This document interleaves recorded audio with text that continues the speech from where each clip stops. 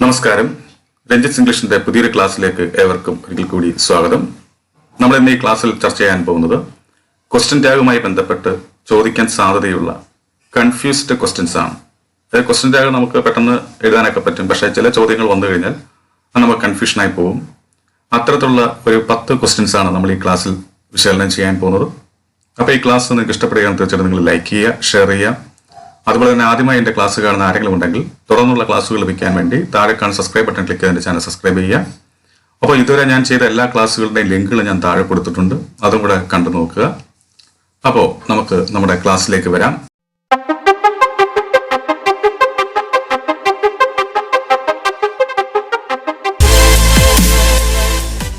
നോക്കുക, first question എന്താണ്? She had to go to call him എന്ന് പറഞ്ഞ സെന്റൻസ് തന്നിട്ടുണ്ട്. അതിന്റെ ക്വസ്റ്റ്യൻ ടാഗ് എഴുതാനാണ് പറഞ്ഞിരിക്കുന്നത്. അപ്പോൾ നമ്മൾ ക്വസ്റ്റ്യൻ ടാഗ് ചെയ്യേണ്ടത് എങ്ങനെയാണ്? ആദ്യം നമ്മൾ തന്നിരിക്കുന്ന സെന്റൻസ് പോസിറ്റീവ് ആണോ നെഗറ്റീവ് ആണോ എന്ന് നോക്കുക. അങ്ങനെ പോസിറ്റീവ് ആണോ നെഗറ്റീവ് ആണോ എന്ന് ഉറപ്പ് വരുത്തിയതിനു ശേഷം നമ്മൾ എന്താണ് പിന്നെ ചെയ്യേണ്ടത്? തന്നിരിക്കുന്ന സെന്റൻസിൽ സഹായക്രിയകൾ ഉണ്ടോ എന്ന് നോക്കുക.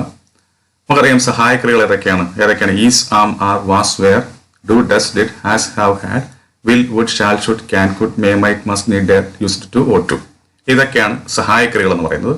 അങ്ങനെ വല്ലതും ഉണ്ടോ എന്ന് നോക്കുക. അപ്പൊ ഈ സെന്റൻസ് നോക്കുമ്പോൾ ഇവിടെ സഹായക്രിയായിട്ട് ഹാഡ് വന്നിട്ടുണ്ട്. അപ്പൊ നമ്മൾ ഹാഡ് എഴുതും. എന്നിട്ട് എന്ത് ചെയ്യും? ഹാഡിന് ഇത് പോസിറ്റീവ് ആയതുകൊണ്ട് നോട്ടിന്റെ ചെറിയ രൂപമായി ഇൻറ്റു കൊടുക്കും. അങ്ങനെ ഹാഡിന്റെ എന്നായി പിന്നെ ഈ ഷീ എഴുതി വെക്കും. പക്ഷെ ഇവിടെ അങ്ങനെയാണ് നമ്മൾ സാധാരണ ചെയ്യേണ്ടത്. പക്ഷെ ഈ ക്വസ്റ്റ്യനിൽ ചെറിയൊരു പ്രശ്നമുണ്ട്. അതെന്ത് തന്നെയാണ്? ഈ ഹാഡ് തന്നെയാണ്. നമ്മൾ ആദ്യം മനസ്സിലാക്കേണ്ട കാര്യം ഹാസ്, ഹാവ്, ഹാഡ്. ഈ ഹാസ്, ഹാവ്, ഹാഡ് അത് സ്വന്തമായിട്ട് നിൽക്കുന്നുവെങ്കിൽ, അല്ലെങ്കിൽ ഒരു ക്രിയയായിട്ട് ഒരു വെർബായിട്ട് ആക്ട് ചെയ്യുന്നുവെങ്കിൽ അതിനർത്ഥമുണ്ടാവും. അത് അതിന്റെ യഥാർത്ഥ അർത്ഥം അല്ലെങ്കിൽ അതിന്റെ പ്രാഥമികമായിട്ടുള്ള അർത്ഥം എന്താണ്? ഉടമസ്ഥതയെ സൂചിപ്പിക്കുന്ന അർത്ഥമാണ്. ഏതൊരു ഉടമസ്ഥത. ഉദാഹരണത്തിന് ഷീ ഹാഡ് എ കാർ എന്ന് പറയുമ്പോൾ അതിന്റെ അർത്ഥം എന്തായിരിക്കും? അവൾക്കൊരു കാർ ഉണ്ടായിരുന്നു എന്ന് വരും. അപ്പൊ അത് ഉടമസ്ഥതയാണ്. അതുപോലെ ഷീ ഹാസ് എ കാർ എന്ന് പറയുമ്പോൾ അവൾക്കൊരു കാർ ഉണ്ട് എന്നാണ്. അതൊരു ഉടമസ്ഥതയാണ്. ഇനി ഐ ഹാവ് എ കാർ എന്ന് പറയുമ്പോൾ അവിടെ ഹാവിന്റെ അർത്ഥം എന്ത്? അത് അവിടെയും എന്ത് തന്നെയാണ്? പൊസഷനെ സൂചിപ്പിക്കുന്നത്, അത് ഉടമസ്ഥതയെ സൂചിപ്പിക്കുന്നതാണ്. എനിക്കൊരു കാർ ഉണ്ട് എന്നർത്ഥമില്ല. അപ്പൊ ഇതാണ് ഹാസിന്റെ, ഹാവിന്റെ, ഹാഡിന്റെയും ഒരു പ്രധാന അർത്ഥം എന്ന് പറയുന്നത്, പ്രാഥമികമായിട്ടുള്ള അർത്ഥം എന്ന് പറയുന്നത്. എന്നാൽ ഹാസിനും, ഹാവിനും, ഹാഡിനും ഇങ്ങനൊരു അർത്ഥമല്ലാതെ വേറെ പല അർത്ഥങ്ങളും ഉണ്ട്. ഉദാഹരണത്തിന് കഴിക്കുക എന്നൊരർത്ഥമുണ്ട്. ഉദാഹരണത്തിന് ഷീ ഹാസ് ഹെർ ലഞ്ച് എന്ന് പറയുമ്പോൾ എന്തായിരിക്കും? അവൾ അവളുടെ ഉച്ചഭക്ഷണം കഴിക്കുന്നു, ലഞ്ച് കഴിക്കുന്നു എന്ന അർത്ഥത്തില്ല. അത് ഈറ്റിന് പകരമാണ് അവിടെ ഹാസ് വന്നത്. അപ്പൊ അങ്ങനെ കഴിക്കുക എന്നൊരർത്ഥമുണ്ട്. പിന്നെ കുടിക്കുക എന്നൊരർത്ഥമുണ്ട്. അതുപോലെ തന്നെ എടുക്കുക എന്നൊരർത്ഥമുണ്ട്. അനുഭവിക്കുക എന്നൊരർത്ഥമുണ്ട്. സ്വന്തമാക്കുക എന്നൊക്കെ അർത്ഥം എന്തിനുണ്ട്? ഈ ഹാസിന്, ഹാവിന്, ഹാഡിനും അർത്ഥമുണ്ട്. അപ്പൊ ക്വസ്റ്റ്യൻ ടാഗുമായി ബന്ധപ്പെട്ട് വരുമ്പോൾ നമ്മൾ മനസ്സിലാക്കേണ്ട കാര്യം ഈ ഹാസ്, ഹാവ്, ഹാഡിന് ഉടമസ്ഥതയെ സൂചിപ്പിക്കാൻ വേണ്ടി നിൽക്കുന്നുവെങ്കിൽ അതേ അർത്ഥമാണ് ഉള്ളത് എങ്കിൽ, അതായത് ഹാസിനും, ഹാവിനും, ഹാഡിനും ഉടമസ്ഥതയെ സൂചിപ്പിക്കുന്ന അർത്ഥമാണ് ഉള്ളതെങ്കിൽ, അതിന്റെ പ്രാഥമിക അർത്ഥമായ ഉടമസ്ഥതയെ സൂചിപ്പിക്കുന്ന അർത്ഥമാണ് ഉള്ളതെങ്കിൽ അവിടെ നമ്മൾ ക്വസ്റ്റ്യൻ ടാഗ് എഴുതുമ്പോൾ എന്ത് മാത്രം ചെയ്താൽ മതി? ഇതേപോലെ ഹാസ് ആണെങ്കിൽ ഹാസിന്റെ കൂടെ നോട്ടിന്റെ ചെറിയ രൂപം ചേർക്കുക, ഇൻറ്റ്. അതുപോലെ ഹാഡ് ആണെങ്കിൽ ഹാഡ് നോട്ടിന്റെ ചെറിയ രൂപമായി ഇൻറ്റ് ചേർക്കുക, അപ്പൊ ഹാഡിന്റെ എന്നാവും. അതുപോലെ തന്നെ ഈ പറയുന്ന പോലെ ഹാവ് വരികയാണെങ്കിൽ ഹാവിന്റെ കൂടെ നോട്ടിന്റെ ചെറിയ രൂപം ഇൻറ്റ് ചേർക്കുക, അപ്പൊ ഹാവിന്റെ എന്നാവും. എന്നാൽ അങ്ങനെ അല്ലാതെ ഒരു ഉടമസ്ഥയെ സൂചിപ്പിക്കുന്ന ഒഴിച്ച് ബാക്കി എന്ത് വന്നാലും നമ്മൾ വേറെ രീതിയിലാണ് ചെയ്യേണ്ടത്. അതെങ്ങനെയാണ്? ഇവിടെ നോക്കുക, ഇവിടെ she had to go to call him എന്ന് പറയുമ്പോൾ ഇത് ഉടമസ്ഥയെ സൂചിപ്പിക്കുന്നതല്ല. അപ്പൊ അതുകൊണ്ട് തന്നെ നമുക്ക് ഇവിടെ ഹാഡിന്റെ ഷീ എന്ന് എഴുതാൻ പറ്റത്തില്ല. ഓക്കെ, അപ്പൊ നമ്മൾ എന്താ ചെയ്യേണ്ടത്? ഈ ഹാഡിനകത്ത് വേറൊരു സഹായക്രിയ ഒളിഞ്ഞു കിടപ്പുണ്ട്. അതേതായിരിക്കും? ഡിഡ് പ്ലസ് ഹാവ് ആണ് ഹാഡ്. എന്താണ്? ഡിഡ് പ്ലസ് ഹാവ് ആണ് ഹാഡ്. അതുപോലെ ഹാസ് വരുമ്പോൾ അവിടെ എന്തായിരിക്കും? ഡസ് പ്ലസ് ഹാവ് ആയിരിക്കും ഹാസ്. അതുപോലെ ഹാവ് വരുമ്പോഴോ ഡു പ്ലസ് ഹാവ് ആണ് ഹാവ്. അപ്പൊ നമ്മൾ അത്രയും മനസ്സിലാക്കിയാൽ മതി. ഉടമസ്ഥതയെ സൂചിപ്പിക്കാതെ ഹാസും, ഹാവും, ഹാഡും വരുന്നുവെങ്കിൽ നമ്മൾ എന്ത് ചെയ്യണം? ഹാഡ് വരുമ്പോൾ നമ്മൾ ഡിഡിനെ ഓർക്കണം. അപ്പൊ ഡിഡിൻറ്റ് എന്ന് വരും. അതുപോലെ ഹാസ് വരികയാണെങ്കിൽ നമ്മൾ ആരെ ഓർക്കണം? ഡസിനെ ഓർക്കണം. അപ്പൊ എന്താവും? ഡസിൻറ്റ് എന്നുള്ള അർത്ഥത്തിൽ വരും. ഇനി ഹാവ് ആണെങ്കിലോ നമ്മൾ ഡൂവിനെ ഓർക്കണം. അപ്പൊ ഡോണ്ട് എന്ന് വരും. ഓക്കെ, അപ്പൊ ഇവിടെ നോക്കുമ്പോൾ she had to go to call him എന്ന് പറയുമ്പോൾ ഇതെന്തായാലും ഒരു ഉടമസ്ഥയെ സൂചിപ്പിക്കുന്നതല്ല. ഹാഡ് ടു എന്ന് പറയുന്നത് എന്തിനെ സൂചിപ്പിക്കുന്നതാണ്? ഹാഡ് ടു ഒരു കടമയെ അല്ലെങ്കിൽ ഒരു ഡ്യൂട്ടിയെ അല്ലെങ്കിൽ ഒരു ഒബ്ലിഗേഷനെ സൂചിപ്പിക്കാൻ വേണ്ടിയാണ് നമ്മൾ ഹാഡ് ടു എന്ന് പറഞ്ഞുകൊണ്ട് ഉപയോഗിക്കുന്നത്. അപ്പോൾ തീർച്ചയായിട്ടും ഒരു ഉടമസ്ഥയെ സൂചിപ്പിക്കുന്നതല്ല. അതുകൊണ്ട് നമ്മൾ ഈ ഹാഡിനെ സ്പ്ലിറ്റ് ചെയ്യണം. ഈ ഹാഡ് എന്ന് പറയുന്നത് പാസ്റ്റ് ടെൻസ് ആണ്. അതുകൊണ്ട് നമുക്ക് ഡിഡ് ആണ്. ഹാഡ് എന്ന് പറയുന്നത് ഡിഡ് പ്ലസ് ഹാവ് ആണ് ഹാഡ് എന്ന് പറയുന്നത്. അപ്പോൾ ഇവിടെ സഹായകമായിട്ട് ഡിഡ് ആണ്. ആ ഡിഡിന്റെ കൂടെ നമ്മൾ എന്ത് ചെയ്യണം? നോട്ടിന്റെ ചെറിയൊരു ഇൻഡ് ചേർക്കണം. അപ്പോൾ എന്ത് വരും? ഡിഡിൻ ഷീ എന്ന് വരും. അപ്പോൾ ഇവിടുത്തെ ആൻസർ എന്തായിരിക്കും? ഡിഡിൻറ്റ് ഷീ എന്നാണ് ഇവിടുത്തെ കറക്റ്റ് ആൻസർ. ഓക്കെ. അപ്പൊ she had to go to call him എന്ന് പറയുമ്പോൾ ഇവിടുത്തെ ക്വസ്റ്റ്യൻ ടാഗ് എന്തായിരിക്കും? ഡിഡിൻറ്റ് ഷീ എന്നായിരിക്കും. ഇനി അടുത്തത് ബി കെയർഫുൾ. ഇതൊരു ഇംപറേറ്റീവ് സെന്റൻസ് ആണെന്ന് എല്ലാവർക്കും അറിയാം. ബി കെയർഫുൾ എന്ന് പറയുമ്പോൾ ഇംപറേറ്റീവ് സെന്റൻസിന്റെ ക്വസ്റ്റ്യൻ ടാഗ് ഒന്നുകിൽ വിൽ യു ആയിരിക്കും അല്ലെങ്കിൽ വോണ്ട് യു എന്നായിരിക്കും. അപ്പൊ ഇവിടെ ഇത് ബി കെയർഫുൾ എന്ന് പറയുന്നത് പോസിറ്റീവ് ആയതുകൊണ്ട് നമ്മൾ എന്ത് ചെയ്യും? Will you. പോസിറ്റീവ് ആയിട്ടുള്ള ഇംപറേറ്റീവ് സെന്റൻസ് വരുമ്പോഴാണ് നമ്മൾ വിൽ യു ഉപയോഗിക്കേണ്ടത്. അപ്പൊ അങ്ങനെ ഇവിടെ പലരും വിൽ യു എന്ന് എഴുതി വെക്കും. പക്ഷെ ഇവിടെ വിൽ യു എന്നല്ല എഴുതേണ്ടത്. നമ്മൾ മനസ്സിലാക്കേണ്ട കാര്യം, ഇത്തരത്തിലൊരു ഇംപറേറ്റീവ് സെന്റൻസ് വരുമ്പോൾ വിൽ യു മാത്രമല്ല എന്ത് ക്വസ്റ്റ്യൻ ടാഗ് ആയിട്ട് വരിക, പിന്നെ എന്തും വരാം? ക്യാൻ യുവും വരാം. അതാണ് ക്യാൻ യു. അത് ഏത് സന്ദർഭത്തിലാണ് ക്യാൻ യു വരുന്നത്? നമുക്ക് ഏതെങ്കിലും ഒരു സേഫ്റ്റി ആയിട്ടുള്ള ഒരു സെക്യൂരിറ്റി അല്ലെങ്കിൽ സേഫ്റ്റിയുമായി ബന്ധപ്പെട്ട ഒരു ഇൻസ്ട്രക്ഷൻസ് തരികയാണ്. അപ്പൊ അങ്ങനെയുള്ള സാഹചര്യത്തിൽ നമുക്ക് അത്ര അല്ലെങ്കിൽ ഒരു അലേർട്ട്, നമുക്കൊരു അവയർനെസ് തരികയാണ്. അതെല്ലാം ഇംപറേറ്റീവ് ആയിട്ടാണ് പറയാൻ പറ്റത്തുള്ളൂ. ഒരു ഇംപറേറ്റീവ് സെൻസിൽ അതൊക്കെ പറയാൻ പറ്റത്തുള്ളൂ. അപ്പൊ നമുക്കൊരു അവയർനെസ് അല്ലെങ്കിൽ നമുക്കൊരു സെക്യൂരിറ്റി പോലുള്ള ഇൻസ്ട്രക്ഷൻസ് അല്ലെങ്കിൽ സേഫ്റ്റി ഇൻസ്ട്രക്ഷൻസ്, അങ്ങനെയുള്ള സേഫ്റ്റി ആയിട്ടുള്ള ഡയറക്ഷൻസ്, ഇത്തരത്തിലുള്ള കാര്യങ്ങൾ വരുമ്പോൾ അല്ലെങ്കിൽ അലേർട്ട് ഇങ്ങനെയൊക്കെ വരുന്ന സാഹചര്യത്തിൽ അത് ഇംപറേറ്റീവ് സെന്റൻസ് ആയിരിക്കും. അവിടെ നമ്മൾ ക്വസ്റ്റ്യൻ ടാഗ് വിൽ യു അല്ല എഴുതേണ്ടത്. പിന്നെ എന്തായിരിക്കും എഴുതേണ്ടത്? ക്യാൻ യു ആണ് എഴുതേണ്ടത്. ഇവിടെ നോക്കാം, ബി കെയർഫുൾ എന്ന് പറയുമ്പോൾ നമുക്കുണ്ടാകുന്ന സുരക്ഷതയെക്കുറിച്ചാണ് പറയുന്നത്, സുരക്ഷിതത്വത്തെക്കുറിച്ചാണ് പറയുന്നത്. അപ്പം ബി കെയർഫുൾ എന്ന് വെച്ചാൽ എന്താ? വളരെ ശ്രദ്ധിച്ചിരിക്കുക എന്ന് പറയുമ്പോൾ അവിടെ വിൽ യു എന്നല്ല ചോദിക്കേണ്ടത്. പിന്നെ എങ്ങനെയാണ്? ക്യാൻ യു എന്നാണ് പറയുന്നത്. കാരണം ഇത് സേഫ്റ്റി മെഷേഴ്സുമായി ബന്ധപ്പെട്ട കാര്യമാണ്. നമ്മളോട് സേഫ് ആയിട്ടിരിക്കാൻ പറയാണ്. അപ്പൊ ബി കെയർഫുൾ. ഇപ്പോൾ അതാണ് stay home and be safe എന്ന് നമ്മൾ പറയത്തില്ലേ കൊറോണയുമായി ബന്ധപ്പെട്ട്. അപ്പോൾ അവിടെ സ്റ്റേ ഹോം എന്ന് പറയുമ്പോൾ അവിടെ വിൽ യു എന്നല്ല ചോദിക്കേണ്ടത്, ക്യാൻ യു എന്നായിരിക്കണം വേണ്ടത്. കാരണം നമ്മുടെ സുരക്ഷിതത്വവുമായി ബന്ധപ്പെട്ട് പറയുന്ന കാര്യമാണ്. അത്തരത്തിൽ വരുന്ന സാഹചര്യങ്ങളെല്ലാം നമ്മൾ ക്യാൻ യു ആയിരിക്കണം ക്വസ്റ്റ്യൻ ടാഗ് ആയിട്ട് എഴുതേണ്ടത്. അപ്പൊ ഇവിടെ ബി കെയർഫുൾ എന്ന് പറയുമ്പോൾ ഇവിടെ ക്വസ്റ്റ്യൻ ടാഗ് എന്തായിരിക്കും? ക്യാൻ യു ആയിരിക്കും. കാരണം ഈ ബി കെയർഫുൾ എന്ന് പറയുന്നത് നമുക്കൊരു അവയർനെസ് ആണ്, നമ്മുടെ സുരക്ഷിതത്വവുമായി ബന്ധപ്പെട്ട് പറയുന്ന കാര്യമാണ്. അങ്ങനെയുള്ള സാഹചര്യത്തിൽ നമുക്ക് ക്യാൻ യു എഴുതാം. അപ്പൊ ഇവിടുത്തെ കറക്റ്റ് ആൻസർ ക്യാൻ യു എന്നായിരിക്കും. ഇനി അടുത്ത ക്വസ്റ്റ്യൻ നമുക്ക് നോക്കാം, ലെറ്റ് മീ ഡു ഇറ്റ്.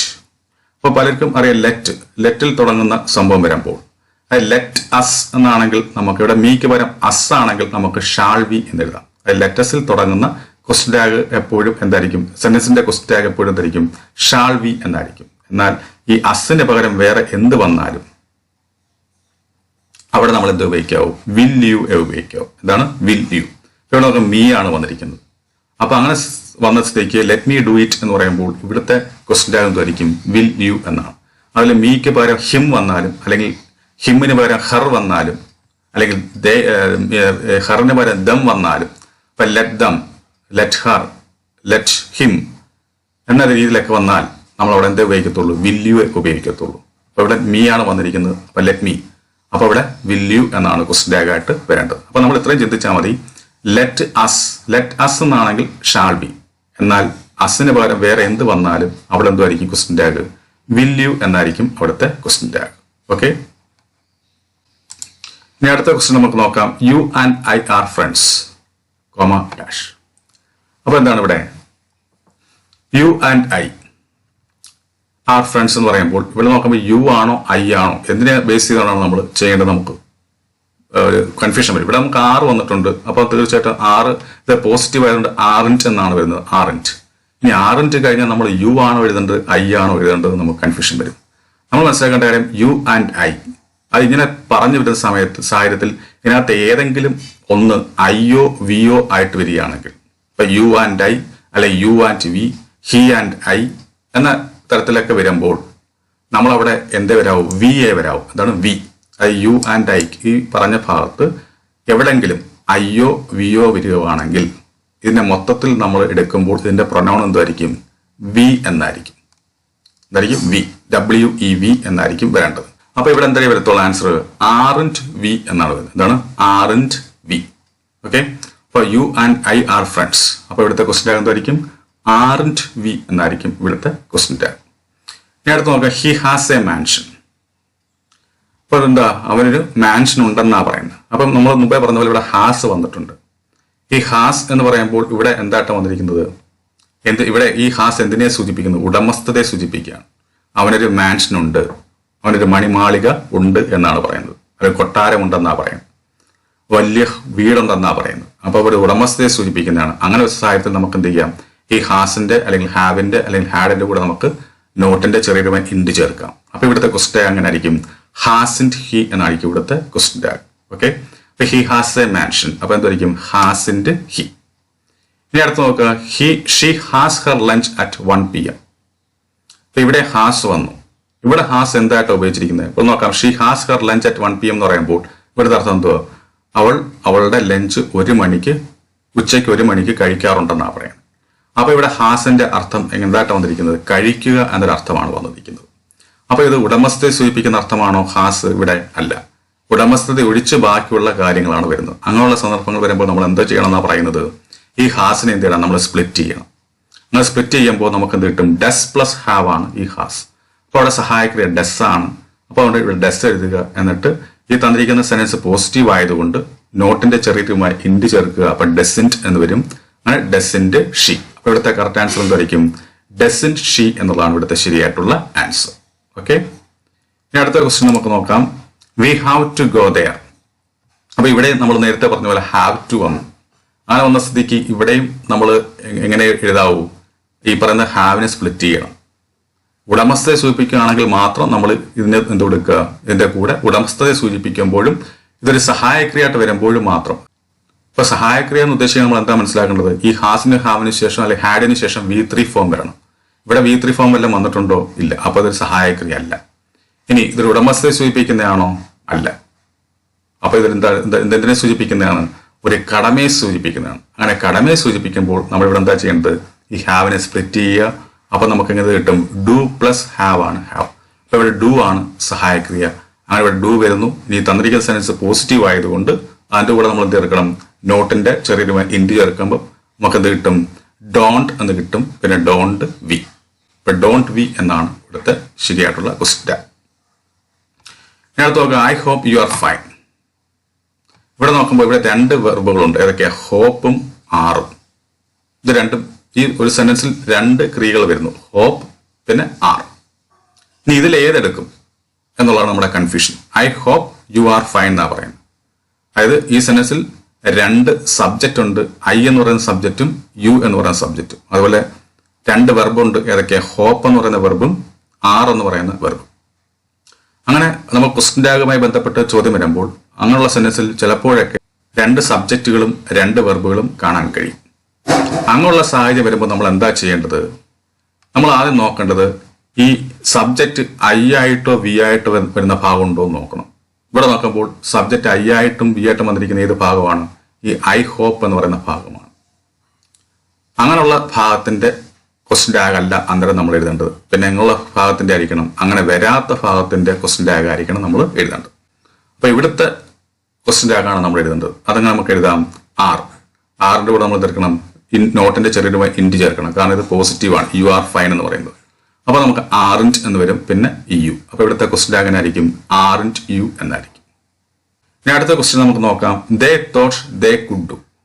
അപ്പൊ ഇവിടെയും നോക്കുമ്പോൾ ഇവിടെയും 2 സബ്ജക്റ്റും 2 വെർബും ഉണ്ട്. ഏതൊക്കെയാണ്, ദേ എന്ന് പറയുന്ന സബ്ജക്റ്റും തോട്ട് എന്ന് പറയുന്ന വെർബും. അതുപോലെ ഇവിടെയും ദേ എന്ന് പറയുന്ന സബ്ജക്റ്റും കുഡ് ഡു എന്ന് പറയുന്ന വെർബും. അങ്ങനെ ഈ സെന്റൻസിലും 2 സബ്ജക്റ്റും 2 വെർബ്സും ഉണ്ട്. ഇവിടെ നമ്മൾ എന്താ ചെയ്യേണ്ടത് നോക്കുക, ദേ തോട്ട് ദേ കുഡ് ഡു എന്ന് പറയുമ്പോൾ ഇവിടെ നമ്മൾ ഏത് ഭാഗം എടുക്കും. ഇവിടെ നമ്മൾ മുമ്പത്തെ നമ്മൾ എന്താ പറഞ്ഞത്, ഇനി അയ്യോ വിയോ സബ്ജക്റ്റ് ആയിട്ട് വരുന്ന ഭാഗത്തെ ഒഴിവാക്കി ബാക്കിയുള്ള ഭാഗം എടുക്കാനാണ് പറയുന്നത്. എന്നിട്ട് ഇവിടെ നമ്മൾ എന്താ ചെയ്യേണ്ടത്, ഇത്തരത്തിൽ വരുമ്പോൾ അത് അയ്യോ വിയോ ഇവിടെ വന്നിട്ടില്ലല്ലോ, 2 അയ്യോ വിയോ അല്ലാതുള്ള സബ്ജക്റ്റുകളാണ് വരുന്നിരിക്കുന്നത്. ഇവിടെ ദേ, ഇവിടെയും ദേ. അപ്പൊ അങ്ങനെ ആയ സ്ഥിതിയിൽ നമ്മൾ എന്ത് ചെയ്യണം, ആദ്യത്തെ ഭാഗത്തെ നമ്മൾ ഇനി എടുക്കണം. ഏതാ, ദേ തോട്ട്. ഇതാണ് ആദ്യത്തെ ഭാഗം. ഈ ഭാഗത്ത് നമ്മൾ ഇനി എടുക്കുക, ഫസ്റ്റ് പാർട്ട് നമ്മൾ ഇനി എടുക്കണം. എന്നിട്ട് അതിന്റെ എന്തായിരിക്കണം, ക്വസ്റ്റ്യൻ ടാഗ് ആയിരിക്കണം നമ്മൾ ഉപയോഗിക്കേണ്ടത്. അപ്പൊ ഇവിടെ നോക്കുമ്പോൾ ദേ തോട്ട്, ഈ തോട്ടിനകത്ത് എന്തുകൊണ്ട് കിടപ്പുണ്ട്, സഹായക്രിയ ഡിഡ് കിടപ്പുണ്ട്. ഡിഡ് പ്ലസ് തിങ്ക് ആണ് തോട്ട്. അപ്പൊ ഇവിടുത്തെ സഹായക്രിയ ഡിഡ് ആണ്. ആ ഡിഡ് എടുത്തെഴുതുന്നു. അതിനുശേഷം നോക്കുക ഈ ഭാഗം പോസിറ്റീവ് ആണോ നെഗറ്റീവ് ആണോ. ദേ തോട്ട് എന്ന് പറയുന്നത് പോസിറ്റീവ് ആണോ നെഗറ്റീവ് ആണോ, പോസിറ്റീവ് ആണ്. അതുകൊണ്ട് നമ്മൾ എന്ത് ചെയ്യണം, നോട്ടിന്റെ ചെറിയ ഇൻറ്റു കൊടുക്കുക. അപ്പൊ ഡിഡിൻറ്റ് എന്ന് വരും. പിന്നെ ഈ ദേ ഇപ്പോൾ എന്ത് വരും, ഡിഡിൻറ്റ് ദേ. ഓക്കെ, അപ്പൊ ഇവിടുത്തെ ക്വസ്റ്റ്യൻ എങ്ങനെ ആയിരിക്കും, ഡിഡിൻറ്റ് ദേ എന്നായിരിക്കും. ഇവിടെ എന്താ നമ്മൾ ചിന്തിക്കേണ്ടത്, ഈ തന്നിരിക്കുന്ന 2 സബ്ജക്റ്റും 2 വെർബും അതിലെ ഒന്നിനകത്തും അയ്യോ വിയോ ആയിട്ടല്ല സബ്ജക്റ്റ് വന്നിരിക്കുന്നത്. അങ്ങനെയുള്ള സാഹചര്യത്തിൽ നമ്മൾ എന്ത് ചെയ്യണം, ആദ്യത്തെ ഭാഗത്ത് നമ്മൾ പരിഗണിക്കുക. അതിന്റെ ക്വസ്റ്റ്യൻ ടാഗ് ആയിരിക്കണം നമ്മൾ ഉപയോഗിക്കേണ്ടത്. എന്നാൽ ഇവിടെ നോക്കുമ്പോൾ I hope you are fine എന്ന് പറയുമ്പോൾ ഇതിനകത്ത് അയ്യോ വിയോ വന്നിരിക്കുന്ന ഭാഗമാണ് ഈ ഐ ഹോപ്പ്. അങ്ങനെയുള്ള ഭാഗത്ത് നമ്മൾ ക്വസ്റ്റ്യൻ ടാഗ് എഴുതാൻ പാടില്ല. പിന്നീട് തുടർന്ന് വരുന്ന ഭാഗത്ത് ക്വസ്റ്റ്യൻ ടാഗ് ആയിരിക്കണം എഴുതേണ്ടത്. അതുകൊണ്ടാണ് ഇവിടെ നമുക്ക് ആറിൻറ്റ് യു എന്ന് ആൻസർ വന്നത്. ഇവിടെ നമ്മൾ നേരത്തെ പറഞ്ഞതുപോലെ ഇവിടെ അയ്യോ വിയോ അല്ല വന്നിരിക്കുന്നത്. അപ്പൊ അങ്ങനെ സാഹചര്യത്തിൽ നമ്മൾ എന്ത് ചെയ്യണം, ഫസ്റ്റ് ഭാഗം എടുക്കുക. ഫസ്റ്റ് ഭാഗത്തിൽ അതിന്റെ ക്വസ്റ്റ്യൻ ടാഗ് ആയിരിക്കണം എഴുതേണ്ടത്. അതുകൊണ്ട് നമുക്ക് ഇവിടെ ക്വസ്റ്റ്യൻ ടാഗ് എന്തായിരിക്കും, ഡിഡിൻറ്റ് ദേ എന്നുള്ളതാണ് ഇവിടുത്തെ ക്വസ്റ്റ്യൻ ടാഗ്. ഇനി അടുത്ത ക്വസ്റ്റ്യൻ നമുക്ക് നോക്കാം. Let us have a cup of coffee. നോക്കാം ഇവിടെ ഇവിടുത്തെ ക്വസ്റ്റ്യൻ ടാഗ് എങ്ങനെ ആയിരിക്കും, എല്ലാവർക്കും അറിയാം. Let us have a cup of coffee. ഇവിടെ ലെറ്റ് us ആണ് തുടങ്ങിയിരിക്കുന്നത്. അതുകൊണ്ട് നമുക്ക് എന്ത് ചെയ്യാം, ഷാൾ വി എന്ന് എഴുതാം. ഇപ്പൊ let us have a cup of coffee എന്ന് പറയുമ്പോൾ ഇതിന്റെ ക്വസ്റ്റ്യൻ ടാഗ് എന്തായിരിക്കും, ഷാൾ വി എന്നായിരിക്കും. പക്ഷെ നമ്മൾ മനസ്സിലാക്കേണ്ട കാര്യം, ഈ let us have a cup of coffee കഴിഞ്ഞിട്ട് ഒരു പ്ലീസ് എന്ന് പറയുന്ന വാക്കും കൂടെ ഉണ്ടായിരുന്നുവെങ്കിൽ, okay, let us have a cup of coffee കഴിഞ്ഞിട്ട് പ്ലീസ്, ഏറ്റവും അവസാനം പ്ലീസ് എന്ന് പറയുന്ന ഒരു വാക്കും ഉണ്ടായിരുന്നെങ്കിൽ അവിടെ ക്വസ്റ്റ്യൻ ടാഗ് എന്തായിരിക്കണം, വിൽ യു എന്നായിരിക്കണം ക്വസ്റ്റ്യൻ ടാഗ്. അപ്പൊ നമ്മൾ മനസ്സിലാക്കേണ്ട കാര്യം, ഈ ലെറ്റസ് കണ്ടുകൊണ്ട് ഉടനെ ചാടി ഷാൾ വി എന്ന് എഴുതാൻ പാടില്ല. ഈ let us have a cup of coffeeക്ക് ശേഷം പ്ലീസ് എന്ന് പറയുന്ന വാക്ക് വല്ലതും ഉണ്ടോ എന്ന് നോക്കണം. അങ്ങനെ ഉണ്ട് എങ്കിൽ അവിടെ നമ്മളെ ക്വസ്റ്റ്യൻ ടാഗ് എന്തായിരിക്കണം, വിൽ യു എന്നായിരിക്കണം.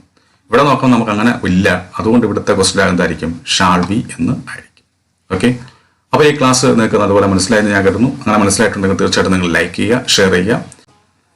ഇതുവരെ ചെയ്ത എല്ലാ ക്ലാസ്സുകളും കാണാൻ വേണ്ടി എല്ലാ ക്ലാസ്സുകളുടെയും ലിങ്ക് ഞാൻ താഴെ കൊടുത്തിട്ടുണ്ട്. അതും കൂടെ കയറി കാണുക. അപ്പോൾ എല്ലാവർക്കും നല്ലൊരു വിജയം ആശംസിച്ചുകൊണ്ട് ഞാൻ നിർത്തുന്നു. നന്ദി, നമസ്കാരം. സുജേഷാണ്, കണ്ണൂരിലാണ്. സാറിൻ്റെ ക്ലാസ് ഞാൻ കൃത്യമായിട്ട് അറ്റൻഡ് ചെയ്തിട്ടുണ്ടായിരുന്നു. ഒക്കെ ഒരു ബുക്ക് എടുത്ത് എല്ലാം നോട്ട് ചെയ്ത് വെച്ചിട്ടുണ്ടായിരുന്നു. നല്ല സൂപ്പർ ക്ലാസ് ആയിരുന്നു. അതിൻ്റെ അകത്ത് ആക്റ്റീവ് വോയിസ്, പാസീവ് വോയിസ്, അതുപോലെ റിപ്പോർട്ടഡ് സ്പീച്ച്, അതുപോലെ ഓക്സിലറി വേർബ്സ് ഒക്കെ നന്നായിട്ട് മനസ്സിലായി. നല്ല സിമ്പിളായിട്ട് തന്നെയാണ് സാറ് ക്ലാസ് എടുത്ത് തന്നത്. ഒരു കോൺഫിഡൻസ് കിട്ടി. ഇപ്പോൾ ഒരു എക്സാം അറ്റൻഡ് ചെയ്യാൻ വേണ്ടിയിട്ടൊരു ഇംഗ്ലീഷിൻ്റെ എക്സാം അറ്റൻഡ് ചെയ്യാൻ ഒരു കോൺഫിഡൻസ് കിട്ടി. എന്തായാലും സൂപ്പർ ക്ലാസ് ആയിരുന്നു. അതിൽ ഈ കുറച്ച് എന്താ പറയുക, നമ്മളെ കൺജങ്ഷൻസ് ഉണ്ടല്ലോ, ഓൾദോ യെറ്റ് എന്നൊക്കെ പറഞ്ഞാൽ അതിൻ്റെ ഒരു ചെറിയൊരു ഡൗട്ട് ഉണ്ട് സാർ. അതിൻ്റെ ഒരു ക്ലാസ്സും കൂടി കിട്ടിയിട്ടുണ്ടെങ്കിൽ വലിയ ഉപകാരം. അല്ലെങ്കിൽ അതിൻ്റെ ലിങ്ക് അയച്ചു തന്നാലും മതി. എന്തായാലും ക്ലാസ് നല്ല സൂപ്പറായിരുന്നു സാർ. Thank you. മുൻവർഷ ചോദ്യങ്ങൾ അടിസ്ഥാനപ്പെടുത്തിയുള്ള പഠനം തീർച്ചയായിട്ടും പരീക്ഷകളിൽ നമ്മളെ വളരെയധികം സഹായിക്കും. എന്നാൽ ബേസിക് അറിഞ്ഞുകൊണ്ടുള്ള പഠനം നമ്മളെ സഹായിക്കുക വ്യത്യസ്ത ചോദ്യങ്ങൾ വരുമ്പോഴാണ്. ഈ 2019 നടന്ന പല PSC പരീക്ഷകളും നമുക്ക് നൽകുന്ന സൂചന ഇനിയുള്ള പരീക്ഷകളിൽ വ്യത്യസ്തങ്ങളായിട്ടുള്ള ചോദ്യങ്ങളായിരിക്കും ഉണ്ടാകുക എന്നുള്ളതാണ്. അപ്പൊ അങ്ങനെയുള്ള ചോദ്യങ്ങളെ നമുക്ക് നേരിടണമെങ്കിൽ ഇംഗ്ലീഷിന്റെ അടിസ്ഥാന തത്വങ്ങൾ നമ്മൾ അറിഞ്ഞിരിക്കും. ഇംഗ്ലീഷിന്റെ അടിസ്ഥാന വശങ്ങൾ നിങ്ങൾക്ക് കാട്ടിത്തരുന്ന ഒരു കോഴ്സാണ് ഈ 68 ക്ലാസ്സുകൾ അടങ്ങുന്ന ഈ ഓൺലൈൻ വീഡിയോ കോഴ്സ് എന്ന് പറയുന്നത്. ഈ കോഴ്സ് 3 തരത്തിലാണ്. 6 മാസത്തെ കോഴ്സ് ഉണ്ട്, അതുപോലെ തന്നെ 3 മാസത്തെ കോഴ്സ്, 1 മാസത്തെ കോഴ്സ്. ഇംഗ്ലീഷിൽ ഫുൾ മാർക്ക് വാങ്ങിക്കണമെന്ന് ആഗ്രഹിക്കുന്നവർ തീർച്ചയായിട്ടും ഈ കോഴ്സിൽ ജോയിൻ ചെയ്യുക. ഓൺലൈൻ വീഡിയോ കോഴ്സിനെ കുറിച്ച് കൂടുതൽ അറിയാൻ വേണ്ടി വാട്സപ്പിലൂടെ നിങ്ങൾക്ക് ഈ നമ്പറിൽ ബന്ധപ്പെടാവുന്നതാണ്.